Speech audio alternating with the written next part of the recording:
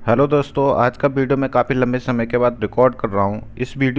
ये जो वीडियो वो स्पेशल ग्रेड सेकंड को लेकर है और इसमें अपन देखेंगे फिगर ऑफ स्पीच और लिटरेरी टर्म्स के जितने भी क्वेश्चंस आरपीएससी के एग्ज़ाम हुए हैं 2011 से लेकर 2018 तक जितने भी एग्ज़ाम्स हुए हैं और उनमें जो भी क्वेश्चंस आए हुए हैं इन दोनों टॉपिक्स से वो अपन आज इसमें कवर करेंगे। और इन टॉपिक्स के मतलब इन क्वेश्चंस को आप सॉल्व करके पता लगाएं, क्योंकि मोस्ट ऑफ हम इस टॉपिक इन दोनों टॉपिक से लेकर सारे वीडियोस बना चुके हैं, आप देख सकते हैं। तो देखते हैं कि आरपीएससी ने किस प्रकार के और कैसे क्वेश्चंस पूछे थे। शुरू करते हैं। पहला क्वेश्चन है एन ओड इज। ये आरपीएससी से डायरेक्ट क्वेश्चन से उठाए हुए हैं, जो पेपर हुए हैं उनका स्क्रीनशॉट लेके मैंने डायरेक्ट दिया है, तो जैसे हैं वैसे ही क्वेश्चन हैं। एन ओड, यहाँ पे ओड की डेफिनेशन पूछी है कि एन ओड क्या है। तो ओड है एक लॉन्ग लिरिक पोएम होती है, सीरियस इसका सब्जेक्ट मैटर होता है, तो ये इसका आंसर हो जाएगा। Next question, as many farewells as there be stars in heaven. ये हाइपरबोलिक का क्वेश्चन है, फिगर ऑफ स्पीच से आया है, तो हाइपरबोल इसका आंसर हो जाएगा। An apostrophe is a figure of speech. Apostrophe की डेफिनेशन के बारे में ये क्वेश्चन आया है। The poet address a person or a personified idea.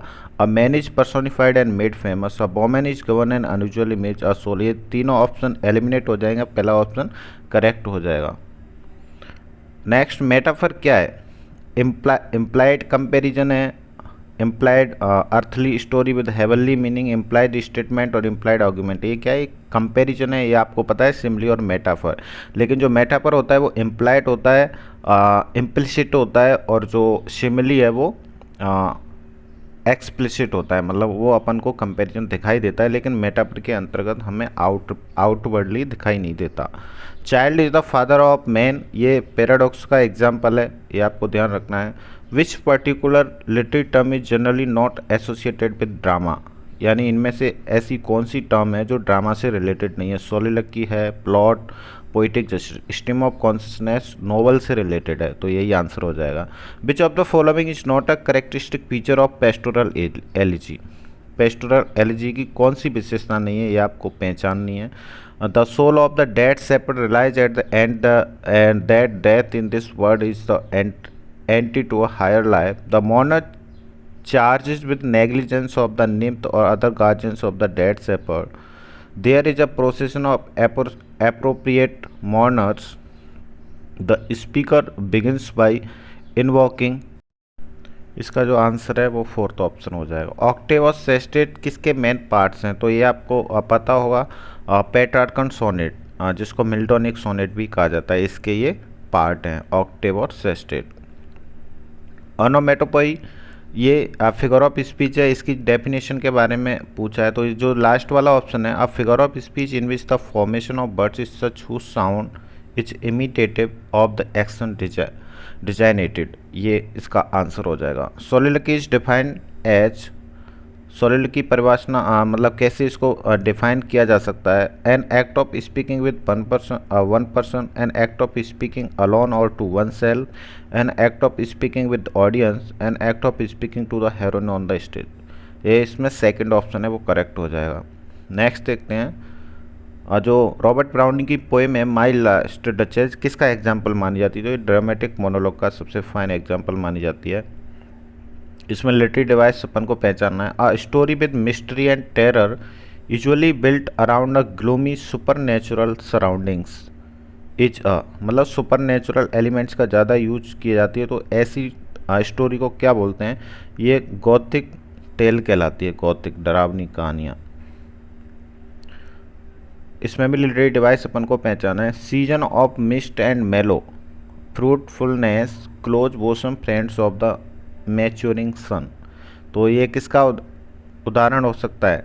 देखो, एक तो इसमें मिस्ट एंड मेलो में आपका अलिट्रेशन है, तो अलिट्रेशन ऑप्शन में है नहीं, तो ये पर्सोनिफिकेशन का एग्जांपल हो जाएगा, पर्सोनिफिकेशन का मैच्योरिंग सन। आइडेंटिफाइंड द, इसमें भी लिटरेरी डिवाइस अपन को पहचानना है। The ploughman homeward plods his weary way, ये बेरी वे ट्रांसपोर्ट एपिटेट का सबसे अच्छा एग्जांपल है।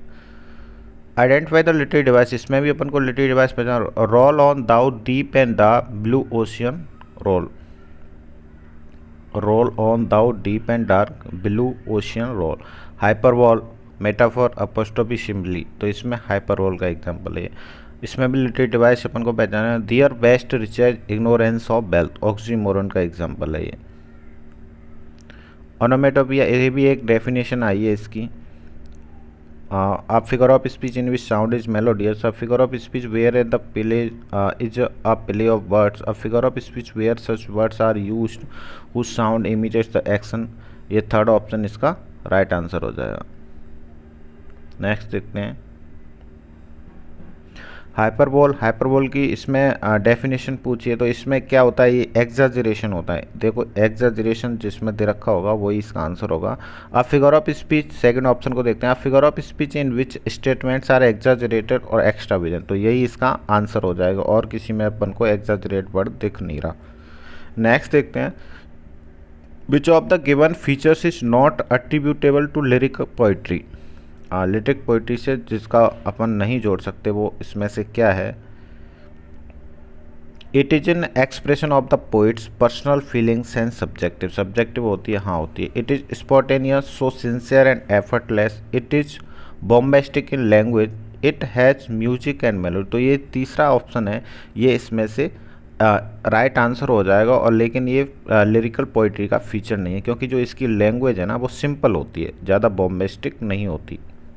A piece of literature which deals generally with the passing or loss of men and the things they value is। तो ये जो definition है वो किसकी दी गई है, तो ये इसको आप एक बार और पढ़ते हैं। A piece of literature which deals generally with the passing of और लॉस ऑफ मैन और थिंग्स द वैल्यू ऑफ, तो ये क्या है, एलिजी होती है। किसी की मृत्यु पे जो कुछ लिखा जाता है साहित्य में वो एलिजी के नाम से जाना जाता है। अ डेफनिंग साइलेंस, ये बेस्ट एग्जांपल माना जाता है ऑक्सीमोरन का, तो ये सीधा सीधा क्वेश्चन आया था। नेक्स्ट क्वेश्चन देखते हैं अपन। मीटर इन पोइट्री मीन्स, जो मीटर होता है इसका क्या मतलब होता है। Stressed syllables, unstressed syllables, a pattern of stressed and unstressed syllables, तो थर्ड ऑप्शन है ये राइट हो जाएगा। नेक्स्ट क्वेश्चन देखते हैं अपन। Nor cast once longing lingering look behind, ये तीन वर्ड्स दे रखे, ये तीनों अलिटेशन के अच्छे एग्जांपल हैं, तो अलिटेशन इसका आंसर हो जाएगा। ऑक्सीमोरन के बारे में पूछ रहा है कि ऑक्सीमोरन क्या है। A pairs of contradictory words in order to express new or complex meaning, पहला ही ऑप्शन इसका करेक्ट हो जाएगा। मेटोनमी के बारे में पूछा है। Metonymy is used in which of the following sentence from Macbeth, Macbeth में से ये लिए गए हैं, इनमें से किस में मेटोनमी का यूज किया गया है। And yet boldest wrongly been, I drink to the general joy o the whole table, so foul and fair a day I have not seen, is he dispatched, तो जो इसका जो आंसर है वो जो फोर्थ ऑप्शन में metonymy हो सकती है इसकी। सॉरी एक बार और देख लेता हूँ मैं इसको। सॉरी इसका जो आंसर है वो सेकंड ऑप्शन होगा, जनरल जॉय। यहाँ पे जो टेबल को एड्रेस कर रहा है इसमें मेटोनमी हो सकती है। अ मेडिटेटिव और a formal and sustained poem of lament for the death of a particular person, ये भी क्या है, एलिजी है। किसी पर्टिकुलर पर्सन की डेथ पर लेमेंट करना क्या कहलाता है, एलिजी कहलाता है। नेक्स्ट क्वेश्चन देखते हैं। The device bye means of which the truth is veiled in the form of sarcasm by implying the opposite to what is really stated is called, ये आयरनी होती है। मतलब जो अपन किसी के बारे में सरकाज्म करते हैं उसका अपोजिट अगर जो ऑडियंस होते हैं उनके दिमाग में जाता है तो आयरनी होती है, विडम्बना बोलते हैं इसको। A pleasing or tuneful arrangement of accented unaccented syllables called, ये रिदम होती है। स्ट्रेस्ड और अनस्ट्रेस्ड सिलेबस का जो अरेंजमेंट होता है लाइंस के अंतर्गत वो रिदम होती है। The figure of speech involving a direct address either to an absent person or to a personified inanimate object is called apostrophe, ये अपोस्ट्रोफी का डेफिनेशन है। तो ये थे सारे क्वेश्चन जो कि 2011 से लेकर 2018 तक पूछे गए हैं। और आपने देखा होगा कि सारे क्वेश्चंस का जो पैटर्न है वो ज़्यादा हार्ड नहीं है, इजी है। और जो हमने पढ़ाया है आपको मोस्ट ऑफ सारे क्वेश्चंस वहीं से सॉल्व हो गए हैं। और कुछ एक आध जो हार्ड लेवल होता है वो उसके लिए आप बुक्स वगैरह तो पढ़ते ही हैं, तो आप अगर इस टॉपिक को ढंग से पढ़ोगे वीडियोस को देखने के बाद बुक्स पढ़ोगे तो आप इजीली इन सारे क्वेश्चंस को सॉल्व कर पाओगे। तो थैंक्स फॉर द वॉचिंग, मिलते हैं नेक्स्ट वीडियो में सून। कोशिश करेंगे क्योंकि इस टाइम जो वीडियोज हैं वो इस वजह से नहीं आ पा रहे हैं क्योंकि स्कूल्स में एग्ज़ाम चल रहे हैं, और कोशिश करेंगे कि जो समर हॉलीडेज हैं वहाँ उस टाइम आपकी रेगुलर क्लासेस हों मोस्टली। अब मैं यहाँ से आगे बनाऊंगा आपका ग्रेड सेकंड को लेकर विशेष रूप से जो टीचिंग मेथड्स हैं उस वाली क्लास को शुरू करेंगे। तो थैंक्स फॉर द वॉचिंग, मिलते हैं नेक्स्ट वीडियो में जल्दी।